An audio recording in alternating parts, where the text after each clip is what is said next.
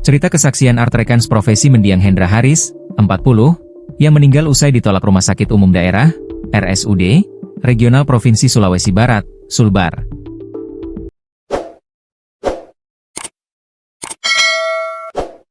Art mengaku, kemarin ia keliling sekitaran rumah sakit, RS, tiba-tiba datang mobil pick-up membawa korban kecelakaan.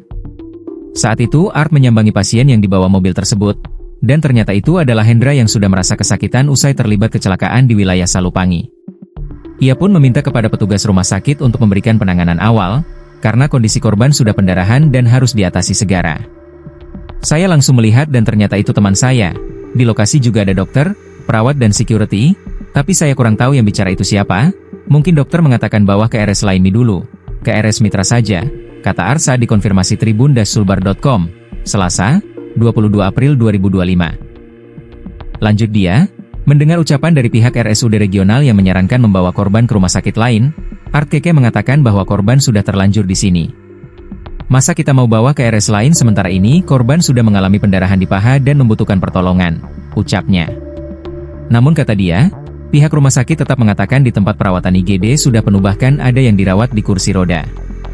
Perawat mengatakan saat ini full dan bahkan ada yang dirawat di kursi roda, urainya. Art menyatakan, saat itu kondisi korban sudah parah dan ia menanyakan ke pihak RS untuk adanya antisipasi penanganan. Dan saya bilang jangan sampai korban mati di jalan, dan pihak yang ada di lokasi itu hanya diam, ujarnya. Karena tidak ada solusi dan tidak ada penanganan di RSUD regional, korban pun lalu dibawa ke RS Bayangkara. Korban lalu meninggal di RS Bayangkara karena kehabisan darah, terangnya.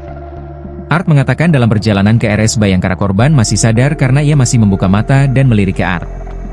Makanya kemarin saya tidak mau perpanjang karena korban betul-betul butuh pertolongan jadi sekitar setengah jam di RS Bayangkara saya cek ya korban sudah meninggal, ujarnya.